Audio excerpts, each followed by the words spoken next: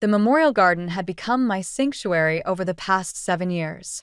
Every Saturday morning, I'd tend to the roses Evie loved so much, their pink blooms a reminder of her favorite color.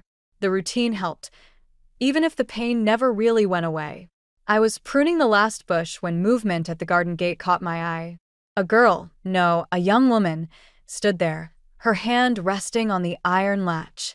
Something about her posture made my scissors slip, nicking my thumb. "Mom," the voice hit me like a physical blow. I knew that voice, even though it had deepened with age.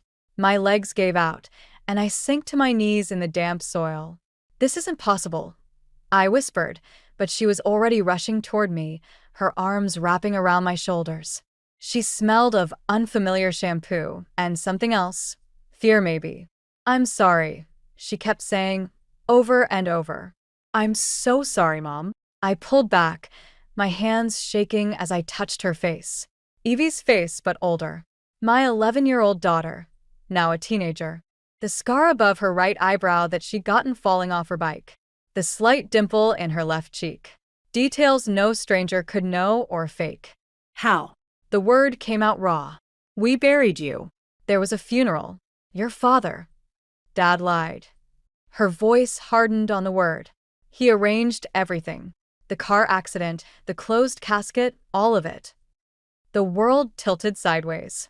I gripped her shoulders, afraid she might disappear if I let go. "Where have you been?" "Switzerland, mostly. At a boarding school." She glanced over her shoulder at the house. "Is he here?" "No." "Business trip to Chicago." The words tasted bitter now. How many of those trips had been lies? Good. Evie helped me to my feet. "We don't have much time. I needed you to know the truth, but I can't stay long. He doesn't know I'm here." "You're not leaving." The words came out fierce, maternal. "You're my daughter." "Mom, please. It's complicated. There are things you don't know about Dad, about why he did this." I thought about the past 7 years.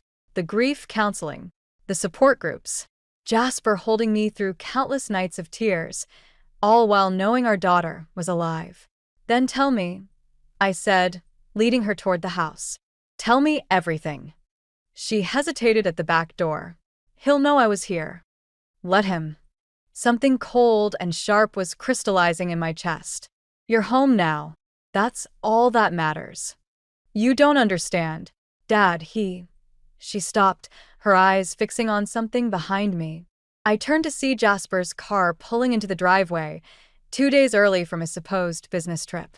Evie's hand tightened on mine. "He's with her," she whispered. Through the windshield, I could see a woman in the passenger seat, elegant, younger than me, her hand resting casually on my husband's arm. "Go upstairs," I told Evie. "Use the back stairs. Your old room is exactly as you left it." She squeezed my hand once more before slipping away. I watched her disappear up the stairs, then turned back to the window. Jasper was helping the woman out of the car, his hand lingering at her waist. 7 years of grief crashed against this new reality, transforming into something darker. My daughter was alive. My husband was a liar. And now I knew exactly what I had to do. I watched Jasper guide his companion through our front door, my hand steady as I filled the kettle. Years of muscle memory took over while my mind raced. The woman's perfume, something expensive and floral, drifted through the kitchen before they did. "Lila." Jasper's voice carried that familiar warmth, the same tone he'd used to comfort me through countless nights of grieving. "I thought you'd be at your garden club today." I turned, forcing a smile. The meeting was canceled. My eyes shifted to the woman beside him. She wore my daughter's death like jewelry, a designer bag bought with insurance money. Expensive highlights probably paid for with grief-fueled promotions. "This is Bianca," Jasper said, his hand hovering at her lower back. "She's a potential investor for the new development project." Bianca extended her hand. "Jasper's told me so much about you." I wondered if he'd told her how he'd held me through the funeral of our very much alive daughter. "Has he?" The kettle whistled, saving me from saying more. "I thought we could discuss the project over lunch," Jasper said, loosening his tie. "Bianca has some fascinating ideas about A floorboard creaked upstairs. Jasper's head snapped toward the sound, a flash of something, fear, crossing his face. Probably just the house settling, I said quickly. It's been doing that lately. Would anyone like tea? Actually, Bianca glanced at her watch. I should get going. We can reschedule the discussion. Jasper's jaw tightened. I'll walk you out. I watched through the window as they spoke by her car, their bodies angled too closely for mere business associates. When Jasper returned, his smile had hardened. Want to tell me what that was about? He asked, closing the door behind him. What was about? The attitude. The cold shoulder to Bianca. He moved to the liquor cabinet, pouring himself a scotch. At 2 in the afternoon. I thought you were in Chicago until Thursday. Plans changed. He took a long sip. You're avoiding the question. And you're avoiding mine. I stepped closer, studying his face, the face I'd trusted for 20 years. How long have you been sleeping with her? The glass froze halfway to his lips. That's ridiculous. She's a business associate. Don't. My voice cracked. Don't lie to me. Not after. I caught myself, remembering Evie upstairs. After what? His eyes narrowed. What's really going on, Lila? Another creak from upstairs. Jasper set his glass down, moving toward the stairs. I grabbed his arm. We need to talk about the memorial garden, I said quickly. I'm thinking of changing it. Moving on. He stilled. You've never wanted to change it before. Maybe it's time. I met his gaze. Maybe it's time for a lot of things to change. Something shifted in his expression, a calculation, a reassessment. He'd always been good at reading people, at manipulating situations to his advantage.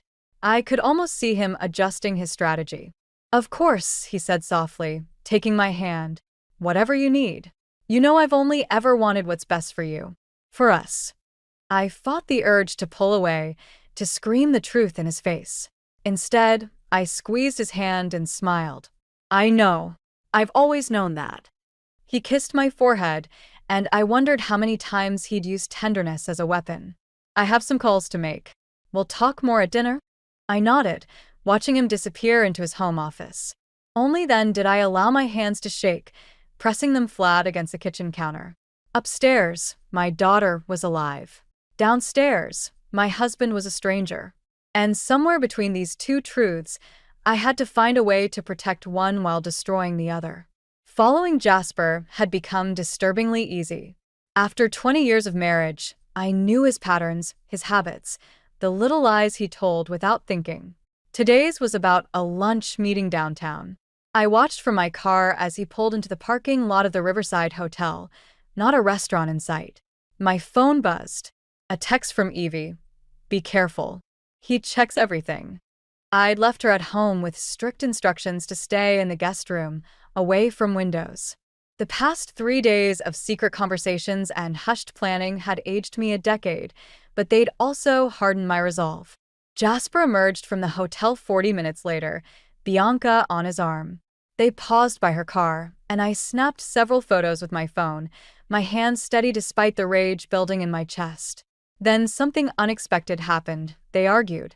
Bianca gestured frantically while Jasper grabbed her arm, his face twisted in an expression I'd never seen before.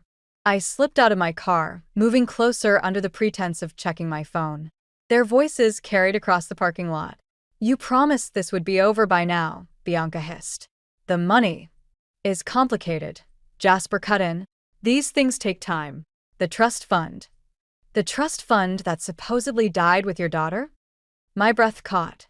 Evie's trust fund, the one her grandfather had set up, the one that would have matured on her 18th birthday, the one that disappeared after her death.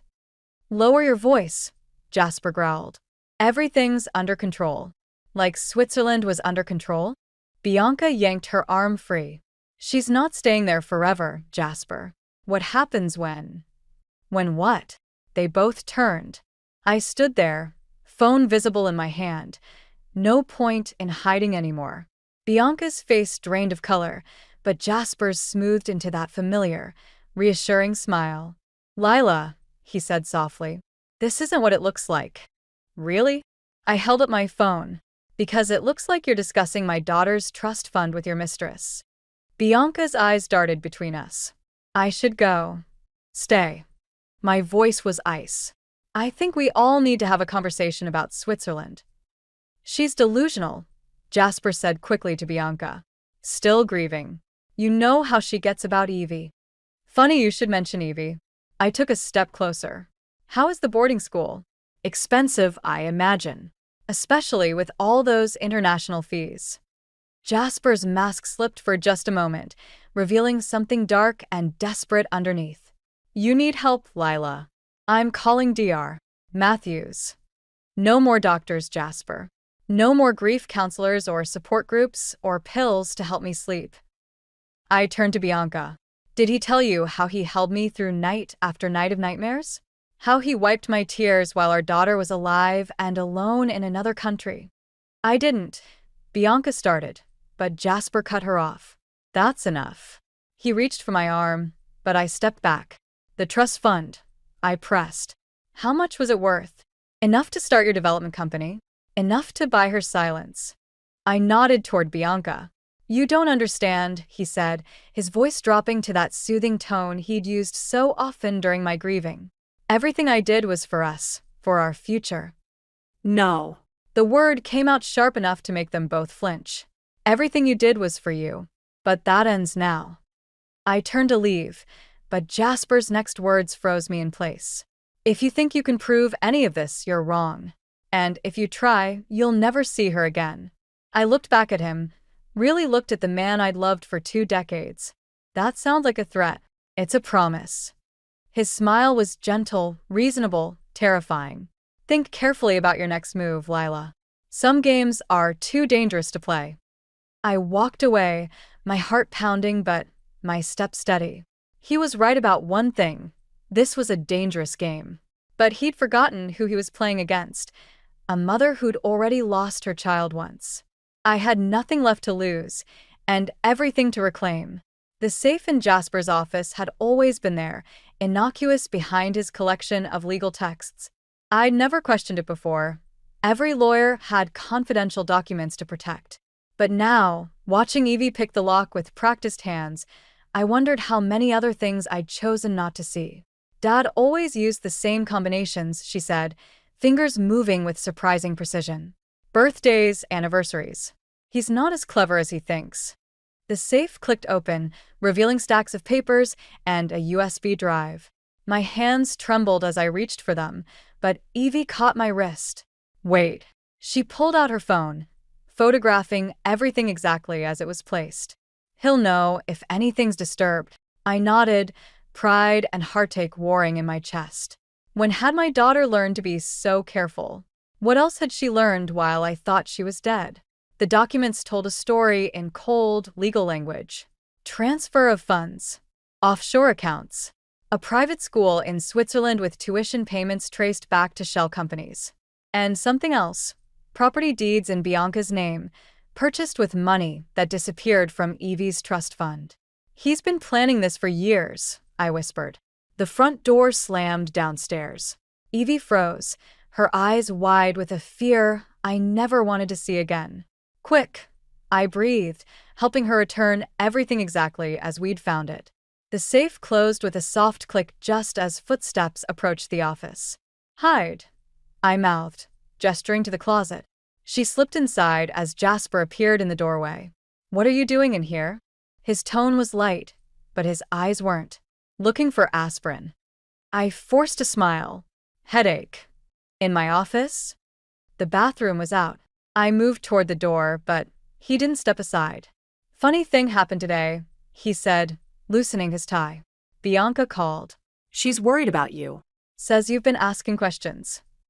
Have I? About Switzerland. He stepped closer. About money. About things that don't concern you. Our daughter doesn't concern me? His hand shot out, gripping my arm. Our daughter is dead, Lila. You need to accept that. Like you did. I yanked free. While you were building your empire with her trust fund? Something dangerous flickered in his eyes. You don't want to do this. Do what? Ask why my husband stole our daughter's inheritance. Why he? The slap caught me off guard. more shocking than painful. We stood frozen, both surprised by the violence of it. From the closet came the faintest gasp. Jasper's head snapped toward the sound. What was that? Nothing. I stepped into his line of sight. Just the house settling. It does that, remember? He studied me for a long moment, then smiled. That same smile that had once made me feel safe, now twisted into something threatening. You know what your problem is, Lila? You never learned when to let things go. He straightened his tie. I have a meeting. We'll discuss this later. After he left, Evie emerged from the closet, tears streaming down her face. I'm so sorry, Mom. This is all my fault. No. I pulled her close, feeling her shake. None of this is your fault. But we need to move faster now. He knows something's wrong. What are we going to do? I touched my cheek where he'd struck me, feeling a strange calm settle over me. We're going to talk to Bianca. But she's working with him. Maybe. I thought about the argument I'd witnessed, the fear in Bianca's eyes. Or maybe she's just another piece in his game. Either way, she's the key to proving what he did. And if she won't help, I looked at my daughter. So grown up, so scarred by the man who should have protected her. Then we'll find another way. He's not taking you for me again. The bruise forming on my cheek felt like a promise. Jasper had shown his true face today, and in doing so, he'd given me exactly what I needed, proof that he was capable of violence. Now I just had to make sure he never had the chance to use it again. Bianca's apartment was exactly what I expected, modern, expensive, cold. She opened the door with a glass of wine already in hand, unsurprised to see me. I wondered when you'd show up. She stepped aside, revealing a view of the city through floor-to-ceiling windows. He's not here. I know. Board meeting until 7. I entered, noting the packed suitcase by the door. Going somewhere? Depends on how this conversation goes. She took a long sip. You brought proof. I pulled out my phone, showing her the photos from Jasper's safe. Her hand trembled slightly as she swiped through them. The property deeds, she said softly. He promised those were mine. Like he promised to leave his grieving wife. The words came out sharper than intended. You don't understand. She set down her wine. I was supposed to be gone by now. New identity, new life. That was the deal. What deal? A key turned in the lock. We both froze as Jasper walked in, his expression shifting from surprise to rage in an instant. Well, he said, closing the door behind him. Isn't this cozy? The meeting, Bianca started, was rescheduled, his eyes fixed on me. You should have stayed home, Lila. Like Evie should have stayed in Switzerland? The silence that followed was deafening. Jasper's facade cracked, just for a moment, before smoothing over. You've lost your mind, he said gently. The grief, the stress, it's finally broken you. Stop. Bianca's voice shook. Just stop, Jasper. It's over. He turned to her, something dangerous in his movement. Nothing's over. We had a plan. Your plan. She backed away. Your lies. I never agreed to help you hide your daughter. But you agreed to take her trust fund. I watched his hands curl into fists. To buy properties in your name with stolen money. Money you promised was clean, Bianca shot back. You said it was from the firm, not. Enough. Jasper's shout made us both jump. Neither of you understands what's at stake. The investments, the developments, everything I built. With our daughter's money, I cut in, while I grieved for a child who wasn't dead. He moved toward me, but Bianca stepped between us. Don't. I've already called the police. The laugh that burst from him was chilling. With what evidence? Your word against mine? A grieving widow's delusions? Some photos that prove nothing. How about my testimony? We all turned. Evie stood in the doorway, the spare key I'd given her still in her hand. She'd grown so much in 7 years, but in that moment, I saw my 11-year-old daughter's determination in her eyes. You were supposed to stay in the car, I whispered. I'm done hiding. She faced Jasper. Done being your secret. Something shifted in Jasper's expression, fear, maybe, or recognition of what he'd lost. He reached for his phone. One call, he said, And certain people in Switzerland will make sure none of this matters. Already handled. Evie's voice was steady. The school's records, the fake passport, the bank transfers, I documented everything before I left. It's all with a lawyer now.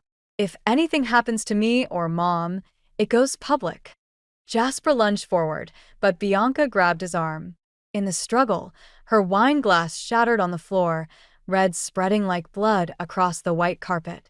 It's over, I said, pulling Evie close. The police are coming. The evidence is out. You've lost. He straightened his jacket, that familiar calm settling over him again. Have I? The smile he gave us made my blood run cold. Even now, backed into a corner, he looked like a man with one more card to play. Sirens wailed in the distance, growing closer. Whatever happened next would change everything, but looking at Evie, feeling her strength beside me, I knew we were ready. The truth was finally coming to light, and not even Jasper could stop it now. Could he? The police sirens grew louder, but Jasper's smile only widened. He reached into his jacket, pulling out a thick envelope. You really should have checked the safe more carefully, Lila. He tossed it onto Bianca's glass coffee table. There's always a backup plan. My hands shook as I opened it. Inside were photos, dozens of them. Evie at her Swiss boarding school, me following Jasper to the hotel, Bianca's apartment building. All time-stamped, all recent. You knew, I whispered. You've known everything. Of course I knew. Did you think I wouldn't have people watching my own daughter? He loosened his tie. The real question is, who's been watching you? The apartment door burst open. Two men in suits entered, neither police. One nodded to Jasper while the other moved toward Evie. No. I stepped between them, but Jasper caught my arm. It's over, Lila. Evie's going back to Switzerland, where she'll be safe from your delusions. His grip tightened. The police will find a distraught woman who couldn't let go of her daughter's death, who dragged her husband's innocent girlfriend into dangerous fantasies. Tell them, I pleaded with Bianca. Tell them the truth. She wouldn't meet my eyes. I'm sorry. He has everything in my name. The properties, the accounts. Her voice cracked. I can't. The man reached for Evie. She backed away, but there was nowhere to go. Mom, she called out, fear cracking through her composure. Mom, please. Let her go. I struggled against Jasper's grip. She's just a child. She's my child too. His voice softened to that familiar, reasonable tone. And you're sick, Lila. You need help. The kind of help I've arranged at a private facility upstate. The second man produced papers, commitment forms. My signature forged perfectly at the bottom. You can't do this, I said, but the words sounded hollow even to me. Of course he could. He'd been planning this for years. The siren stopped outside. Real police this time, but they'd find exactly what Jasper wanted them to find. A delusional woman. A concerned husband. A frightened teenager who'd been manipulated into believing she was someone else. It's for the best, Jasper murmured, his lips close to my ear. In time, you'll understand. I'm protecting our family. You destroyed our family. I watched helplessly as they led Evie toward the door. Everything we had. I built everything we had. His mask slipped, just for a moment. The firm, the reputation, all of it. I wasn't going to let a trust fund and a teenage girl ruin it. The police knocked. Evie looked back at me, tears streaming down her face. In that moment, I saw both the teenager she'd become and the little girl I'd lost. 7 years of birthdays, scraped knees, first crushes, all stolen by the man still holding my arm. Say goodbye, Lila. Jasper's voice was gentle again, reasonable, perfect for the police about to enter. It's time to let her go. Again. The door opened. Uniforms flooded in. Questions started. Statements were taken. And through it all, I watched my daughter disappear for the second time in my life. But this time was different. This time, I knew she was alive. This time, I had nothing left to lose. As they led me toward the waiting ambulance, I caught one last glimpse of Jasper's face. He'd won and he knew it. His perfect life was safe. His secrets were secure. He didn't notice me palm Bianca's phone from the coffee table. Didn't see me slip it into my pocket as they guided me outside. Didn't realize that sometimes rock bottom is exactly where you need to be to start fighting back. The private facility's garden reminded me of my memorial roses, though these blooms were carefully manicured into submission. 3 days of observation had taught me the guards' patterns, the blind spots in the security cameras, and most importantly, the contents of Bianca's phone. I was pruning hydrangeas when Jasper arrived for his weekly visit, right on schedule. "You're looking better," he said, sitting beside me on the bench. Dr. "Harrison says you're making progress." I've had time to think. I kept my eyes on the flowers. "About Evie, about us. You were right, I needed help." His hand covered mine, warm and familiar. "I knew you'd understand eventually." "I understand everything now." I pulled out Bianca's phone, watching his expression shift, especially after reading your emails. The warmth vanished from his touch. "Where did you get that?" "You should have checked my pockets before the commitment." I opened the email chain between him and the Swiss school. Interesting reading, especially the part about the trust fund transfers. "Give me the phone, Lila. The police have copies already." A lie, but he flinched. Along with Bianca's statement, he stood, scanning the garden. We were alone, exactly as I'd planned. Bianca wouldn't. She did. I showed him the time-stamped video confession she'd recorded yesterday. After you transferred everything into your name, she realized she was just another loose end. Like me. "You don't understand what you've done." His voice dropped to that dangerous whisper I'd heard at Bianca's apartment. "The people I work with. The people you stole from?" I stood, matching his tone. "The ones whose money you laundered through Evie's trust fund?" Color drained from his face. "How?" "Bianca kept records.